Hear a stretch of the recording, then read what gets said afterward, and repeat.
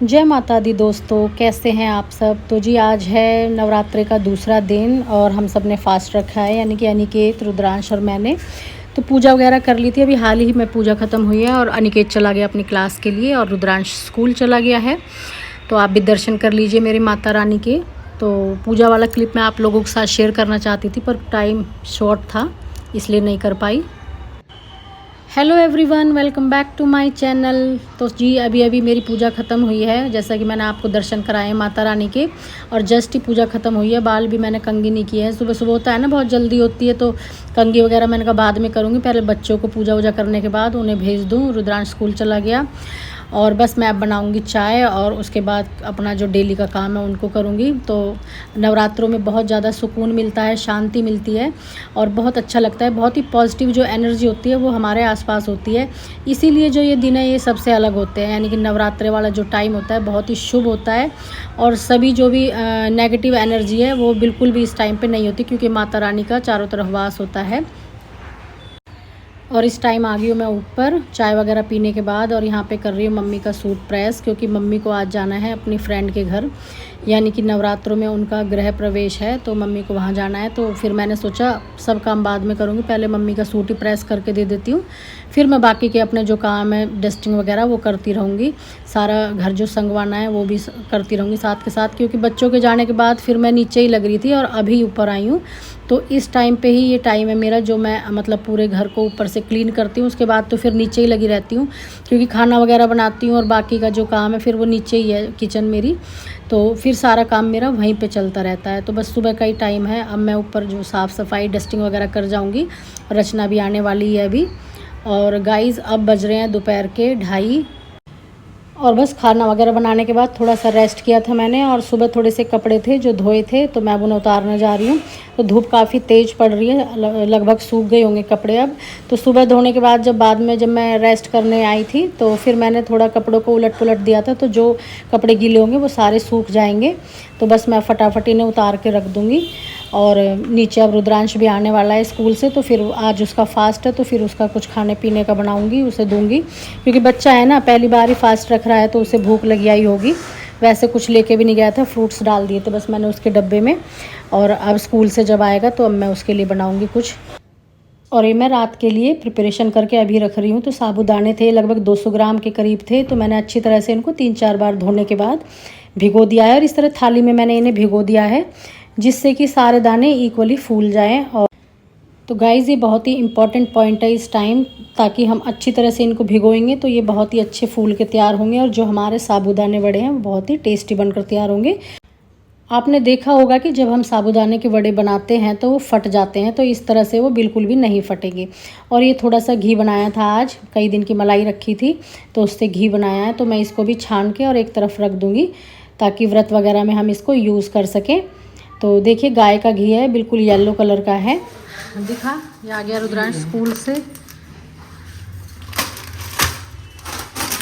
ये देखो इसका आइटम रख के लेके आया है, सुबह से स्कूल गया था तो फिर कुछ खाया नहीं था, सिर्फ एप्पल लेके गया था और जूस का वो लेके गया था, और ये केले के चिप्स है, और ये है आलू वाले। बेटा ये इसमें तो ये लाल मिर्च हम नहीं खाते इनको।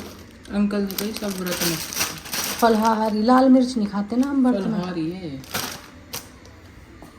चल तो फिर ये कैसा रहा व्रत का, भूख तो नहीं लगी है? चल बैठ, वहाँ फैन चला, इतने पसीने सूखा, मैं लेके आ रही हूँ चीज़ें। हाँ फैन चला ले। देखो मम्मी बेटे ने आज व्रत रखा है, रुद्रांश ने, और देखो आप मैंने आपको दिखाया कितने सारा आइटम लेके आया है। और गाइस अब हो रही है शाम और मैं बना रही हूँ चाय। तो चाय के साथ साथ ही मैंने आलू उबलने भी रख दिए थे। तो रुद्रांश को बस हल्का फुल्का कुछ खाने का देने के बाद ही फिर किचन के बर्तन वगैरह मैंने रखे, और उसके बाद मैंने चढ़ा दी चाय, क्योंकि चाय का टाइम भी हो रहा था। और फिर मम्मी गार्डन जाती है तो 4-4:30 बजे तक वो चाय पी लेती हैं। और आलू भी मैंने उबलने रख दिए थे ताकि वो अच्छी तरह से ठंडे हो जाएं, तो जब साबूदाना वड़ा हम बनाएंगे तो उसमें किसी तरह की कोई दिक्कत ना हो। तो आलू की कोई भी हम रेसिपी बनाएंगे तो उसके लिए भी सबसे ज़रूरी पॉइंट है कि आलू को हमें उबालने के बाद ठंडा कर लेना है, उसके बाद ही हम इसे यूज़ करें। तो इससे बहुत ही अच्छा हमारा जो भी हम चीज़ बना रहे हैं वो बनकर तैयार होगा। और शाम हो चुकी थी तो हम सब ने कर ली थी पूजा और बच्चों को लग रही थी बहुत ज़ोरों से भूख, तो बस फिर मैं पूजा करने के बाद किचन में ही जाने वाली थी साबूदाना वड़ा बनाने के लिए। तो यहाँ पे साबूदाना अच्छी तरह से फूल के तैयार हो गया था और मैंने 4-5 आलू ले लिए थे जिनको कद्दूकस कर लिया था ताकि कोई भी गुठली उनमें ना रहे। और ये ले ली थी क्रश की हुई मूंगफली, यानी कि ड्राई रोस्ट करके मैंने इसको क्रश कर लिया था। और हरी मिर्च काट ली थी 2 और थोड़ा सा ले लिया था हरा धनिया। और फिर डाल लेंगे इसमें सेंधा नमक और काली मिर्च स्वाद के अनुसार। और इन सभी को हमें अच्छी तरह से मिक्स करना है। कुछ लोग इसमें नींबू का रस भी मिलाते हैं खट्टेपन के लिए, अगर आप नींबू खाते हैं तो डाल सकते हैं। तो इसे अब हम अच्छी तरह से मिक्स कर लेंगे। और आप चाहें तो इसमें भुना हुआ जीरे का पाउडर भी डाल सकते हैं। और अब हमें इसे अच्छी तरह से मिक्स करना है, क्योंकि जितना अच्छा हम इसे मिक्स करेंगे उतने ही अच्छे हमारे बड़े बन के तैयार होंगे।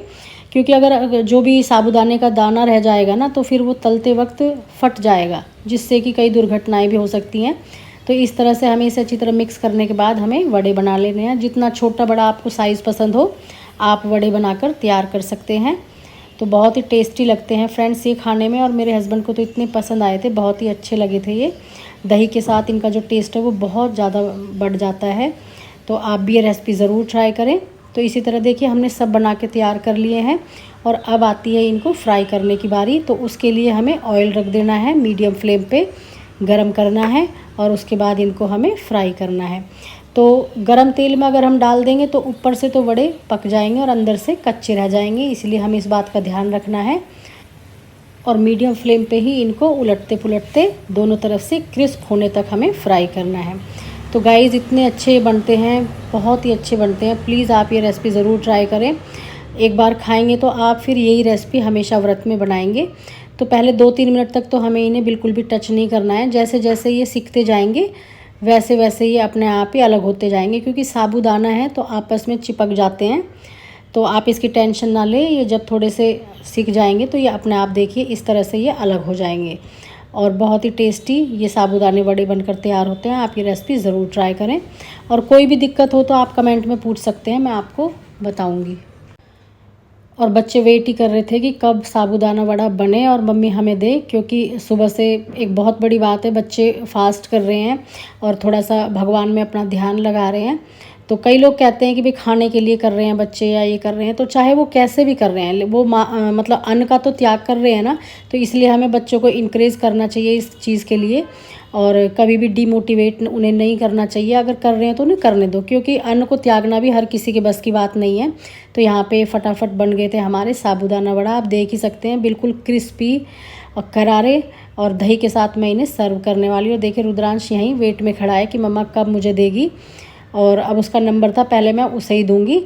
और क्योंकि छोटा है ना इसलिए पहले छोटे बच्चे को ही देना बनता है और उसके बाद फिर मैं अनिकेत को दूंगी, क्योंकि भूख तो दोनों को ही बराबर लग रही है। और देखिए हमने दही के साथ इनको सर्व कर दिया है, आप देख ही सकते हैं। देखने से ही पता चल रहा है कि कितने टेस्टी ये बनकर तैयार हुए हैं। और दूसरा बैच भी जो है वो फ्राई होने वाला है और अनिकेत कर रहा है वेट। तो फ्रेंड्स आप भी आ जाइए और गर्मा गर्म ये साबूदाना वड़ा खाइए, मुझे बहुत ही अच्छा लगेगा। और बस अब लगा दी थी अनिकेत के लिए प्लेट। तो ये है अनिकेत का खाना, मैंने दे दिया है। तो गाइस मैंने बना लिए हैं अपने साबूदाने के वड़े और आप देख सकते हैं बहुत ही ज़्यादा टेस्टी और क्रिस्पी वड़े हैं ये। और अब हम जा रहे हैं खाने के लिए। तो अब निपटी हूँ गाइस मैं। तो आपको रेसिपी कैसी लगी प्लीज़ कमेंट में ज़रूर बताएं और प्लीज़ चैनल को सब्सक्राइब कर लें। तो मिलते हैं इसी तरह की अगली वीडियो के साथ, तब तक के लिए टेक केयर, बाय बाय।